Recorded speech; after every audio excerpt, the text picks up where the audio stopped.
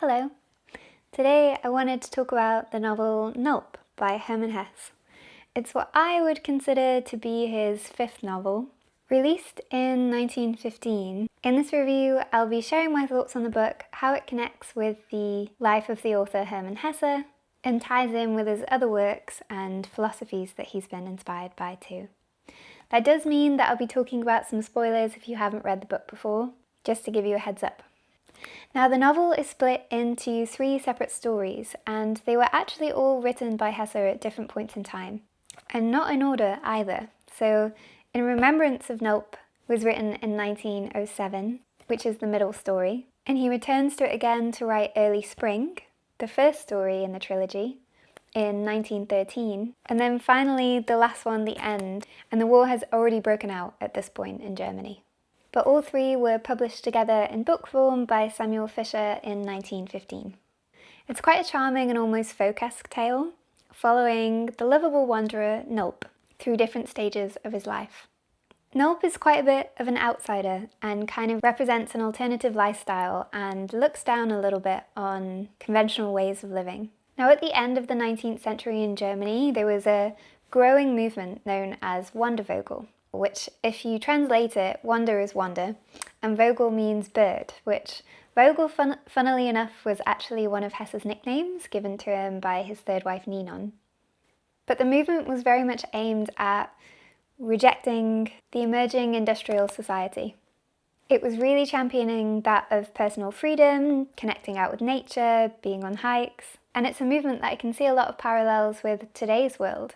It's kind of why I love reading literature connected with the Second Industrial Revolution, as I kind of feel like we're starting to go through our own with AI, etc. But let me give you a little bit of a recap on the three stories in this book, in case it's been a while since you've read it.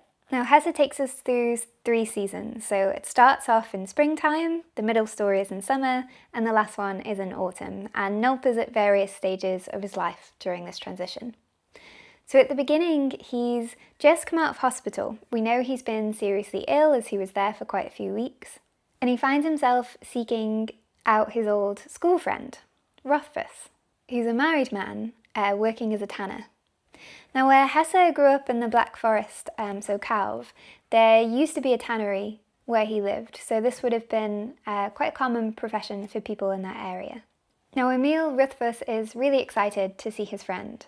Right from the get-go, Knulp is written in a way that it's clear we're meant to be admiring this character, and that actually the opportunity to help him, whether it's provide him shelter or give him food, is kind of considered an honour to those who know him.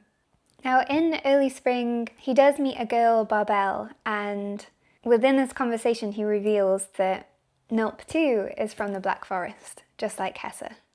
Knulp is enjoying his time in the neighbourhood to begin with. He's happy to see his friend who's kind of boasting about his marriage and makes reference to the fact that if Knulp really wanted to, he could have had a good career, a wife and a family by now. And despite all the boasting by his friend about his wife and the situation that they're in, the wife actually tries to seduce Knulp, something that he's quite disgusted by and ends up leaving the neighbourhood. Emil says, "If you'd only wanted to, you could have been a master craftsman long ago and be doing better than me." Emil thinks really highly of Knulp, and in fact, in some passages we see him almost envy him. When he's going for a walk, the tanner says, "Lucky man," and he reflects about his eccentric friend who wanted nothing in life but to look on. And the tanner couldn't work out if this was asking for too much or for too little. But the story then goes on to say, no, Knulp was right in doing what his nature demanded, and what few others could do, in speaking to strangers like a child and winning their hearts, in saying pleasant things to ladies of all ages and making Sundays out of weekdays. You could only take him as he was, and when he needed a roof over his head, it was a pleasure and an honour to give him one. Indeed, you almost wanted to thank him, for he brought lightness and gaiety into the house. Now, Emil's wife trying to hit on him and seduce him is reflective of where Hesse was at the time. So Hesse was still living with his wife Mia Bernoulli in a marriage that had already disintegrated. He breaks this marriage down in quite raw detail in the book just before this one, Rossheld. And in this he kind of comes to the conclusion that for an artist The conventional life, especially that of marriage, doesn't really make sense. And it's clear he has this desire for leave-taking to escape, for ultimate freedom. And so Knulp kind of becomes Hesse's form of escapism. The wandering concept isn't something that's new to Hesse. It came across in his first novel, Peter Kamenzin, and some of his earlier stories too. Just like the concept of being an outsider and being separate from that of bourgeois society. A connection to this might actually be a novel that he wrote, I think around 1903 or 1904, in The Old Sun, that follows an odd collection of grey idlers known as the Sun Brothers. And the outsider theme is of course echoed in some of his later works too, Steppenwolf is springing to mind. Now in the second story, My Recollections of Knulp, it's told from the perspective of an unknown protagonist who is a fellow tramp who is joining Knulp on his wanderings. The middle section might actually be my favourite one. In it, it's emphasised the appreciation of nature around him. And we see the narrator have quite a bit of admiration for Knulp in the way that Knulp is taking pleasure in so many of the small little things. And in my interpretation of this story, this one had kind of the closest similarities with that of Daoism.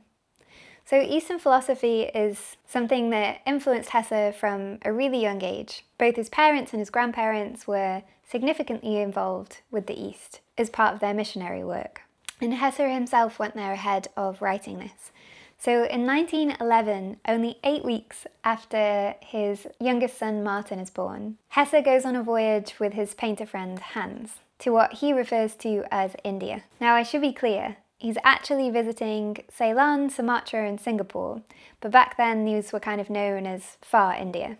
In 1916, he publishes an essay titled In Remembrance of India, in which he details things that he learned about his trip and speaks quite highly of the journey there. However, it is in contrast to some of his diary entries at the time. Hesse did find himself being a little bit disillusioned by Far India and the East, as I think initially his expectations were a bit too high in terms of the enlightenment or answers that he was hoping to achieve there. Now, years later, he would go on to say that he just wasn't ready for it at that time, and goes on to understand things better and really appreciate the religions and cultures of the East. Now, while Hesse never fixed himself to any one particular religion, he states numerous times the strong impact that ancient Chinese religions have had on him, in particular Lao Tzu and Daoism. And so, knowing this, I couldn't help but when reflecting on Knulp's journey in the middle passage of this book, to think about Daoism and that of the Daoist way, as his wandering is kind of reminiscent of non-action and that of Wu Wei. I actually saved for you a passage from Zhuangzi, which I'll read to you and see if anyone else agrees with me. So he's talking about the action of non-action being heaven, and writes, "Such a man will leave the gold in the mountain and the pearls to lie in the deep. He does not view money and goods as true profit, nor is he attracted by fame and fortune, nor by enjoyment of long life, nor sadness at an early death. He does not value wealth as a blessing, nor is he ashamed by poverty. He will not lust for the wealth of a generation to have as his own. He has no wish to rule the whole world as his private domain. His honour is clarity of understanding that all life is part of one treasury, and that death and birth are united." To me, this really represented Knulp's character. He does find himself coming to an early death and doesn't seem very resentful or resistant to this. And it's made clear throughout the book as well that he's had all these opportunities, he does have certain skills, but he's choosing not to chase after wealth, not to chase after marriage. And he doesn't have many qualms in accepting help from other people and the fact that he is so poor. But of course, one of the biggest texts in Daoism is that of the Tao Te Ching by Lao Tzu, who's a big influence on Hesse. And so I also saved for you one of my favourite poems in this that I think also connects with Knulp and his journey. So 53, "If I have even just a little sense, I will walk on the main road, and my only fear will be of straying from it. Keeping to the main road is easy, but people love to be sidetracked. When the court is arrayed in splendour, the fields are full of weeds, and the granaries are bare. Some wear gorgeous clothes, carry sharp swords, and indulge themselves with food and drink. They have more possessions than they can use. They are robber barons. This is certainly not the way of the Tao. And to me, this one was really reflecting his view of the people that he's coming across. So throughout all three of the stories, Knulp finds himself coming across many of his different school friends, whether they're a stonemason, they're a tanner, they're a doctor. He's kind of exploring all of these different routes that he potentially could have taken but didn't choose to, and finds reason to look down on some of these as well. Another biographical element that's creeping its way into this novel is his reference to his school days. So especially in the third story, which is where he meets his doctor friend Machold, I think it's pronounced. Machold was someone who was friends with him in Latin school, and in this they're referring to the theological seminary Malbrunn that Hesse attended in his youth and that had a really intense impact on his life. It's something that he writes about in many of his other books. The one that's most prominent is probably Beneath the Wheel, his second book, but it does appear in Narcissus and Goldmund under the name Maria Bronn, and there are similarities there with the glass bead game as well. But this is the Latin school that they're referencing in this book. And Machold is going on to question why he left the school and the fact that they used to be friends beforehand. And Knulp admits that it was actually because of a girl, which has some truth to it, although he does fabricate some things in this book. As Hesse was struggling with his time at school, he goes off wandering and gets in a lot of troubles for this and ends up being dismissed from the Latin school and going to another school, Bad Bowl. Now, while he's there, he develops a crush on the lady Eugenie Kolb, who's older than him, just like some of the girls he describes in Knulp, and his feelings aren't reciprocated in this interaction. So Hesse's response to this is to purchase a revolver and threaten suicide, which then put him in a mental institution. So he keeps this out of Knulp, but the reference to the girls and some of the rejection in that is there. And with Franziska in particular, who Knulp in his youth is wanting to make his sweetheart, says, "I can't have a sweetheart that goes to Latin school. They don't turn out to be real men. I need a real man for my sweetheart, a mechanic or a workman, not a scholar." And so he makes this promise to Franziska that he's going to leave Latin school for her and become a mechanic. And he ends up cutting classes and not doing his homework and giving the teachers a really hard time. Now, for Knulp, it also doesn't work out with Franziska, just like with Eugenie. And while he doesn't directly mention the suicide, later in the book when he's having conversations with God in his own thoughts and is near to his end, where he says to God, "That was the time. When I was 14 and Franziska failed me, everything was still possible, and then something went to pieces inside me, and from then on, I was no good. You should have let me die when I was 14. That was the big mistake. Then my life would have been as beautiful and perfect as a ripe apple." Now, God challenges this in Knulp. He's asking him to remember all the times he went dancing, the other fond memories that he has, and ultimately pushes Knulp to the conclusion that he did things right, with God saying that he wanted him exactly this way, he wouldn't have changed him. He was meant to be a wanderer. And that as a wanderer, he was able to share a bit of homesickness for the settled folk. But in these conversations, God also references his past relationship with Henriette and Lisbeth. So Elizabeth, is a name that we've seen in quite a few of Hesse's works. It appears right from the start in his first novel, Peter Kamenziin, as Elizabeth, the pastor's daughter, who is actually modelled off Elizabeth Laroche, a dancer, who Hesse met in his Basel days when he was a young adult. Now, Hesse quickly became infatuated with this lady, but yet again it wasn't reciprocated. And as a result, Elizabeth kind of became this symbol of a woman for Hesse. And because of this, we repeatedly see her come up in his books and his poetry, and the fact that he never really got to know her on any deep level kind of allowed him to view her as some sort of symbol. And this can sometimes lead to his female characters coming across without a true sense of depth or feeling a bit undeveloped. But there's a bit of recognition that Knulp has around this, as in the middle of the book when he's talking about his dreams to the unnamed protagonist. He talks about how he never wronged Henriette or Elizabeth knowingly, and writes, "But because I once loved them both and wanted to make them my own, they became for me a kind of dream figure, which looks like both of them and is neither. That figure belongs to me, but it no longer has a life." And he goes on to say how he's kind of had these thoughts about his parents as well, and that they think of him as being their child and having a likeness to him, but he holds the view that while he loves them, he's ultimately a stranger to them. And he's made reference to this in his adolescence before, as when he was in that mental institution, he was very angry with his parents, and in one of the letters he writes the line, "Hermann Hesse is a stranger to you. He is not your son." And in Knulp, he's talking about how he's the stranger that they are unable to understand, and that echoes his relationship with them. Especially his mother, she never really understood him, and that caused him a large amount of frustration. And Knulp says, "And to them, the main part of me, what may actually be my soul, is unimportant. They put it down to my youth or to caprice, and yet they love me and would do anything in the world for me. A father can pass on his nose and eyes and even his intelligence to his child, but not his soul. In every human being, the soul is new."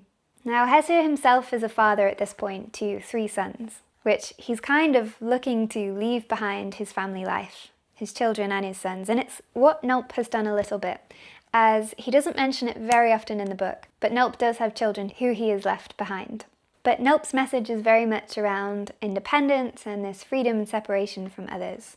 There's also a really beautiful quote that I enjoyed in this, where he's saying, "Every human being has his soul. He can't mix it with any other.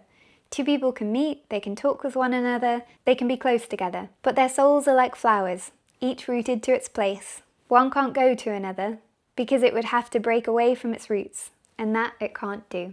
So I think this quote, along with Knulp's reflection on death, what it means after we're gone, whether or not we'll be reincarnated, is also him kind of grappling with the expectations of Germany at that time. Hesse was someone who took on a very anti-nationalist stance, which made him quite unpopular with many people in Germany at that time.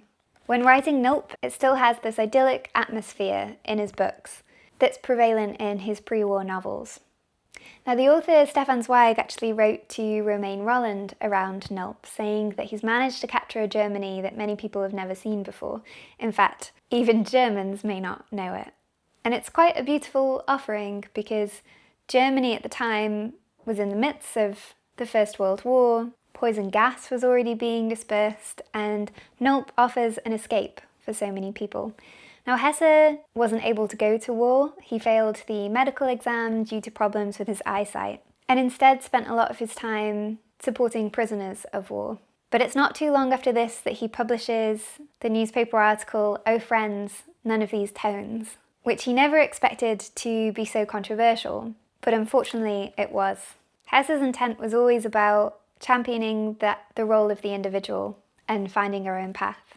And this is something that's prominent in Knulp as well, as while, yes, he is having conversations in his thoughts with God at the end of the book, there are some passages in this where he's talking about the Bible with his friend. And the tailor's very much sick of religion. We see him saying, "Religion is no good, it's no good, and I'm through with it. And Hesse's questioning him, asking if he's going too far, saying that there are still good things within the Bible, but ultimately concludes, "But look here, tailor, you ask too much of the Bible.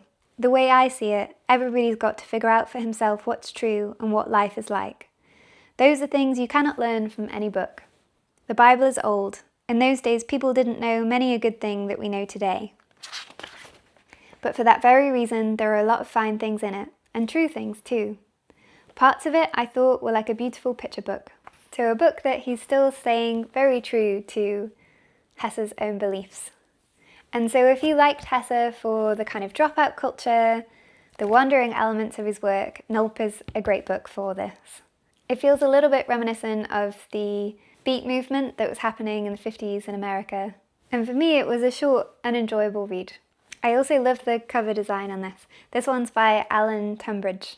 It's quite a satisfying style. Yeah, if you've read the book yourself, I'd be curious of your thoughts and whether or not you agree about the Daoist tie-ins with it. Thanks for being here if you did watch this, and I hope you enjoy the rest of your day. Take care!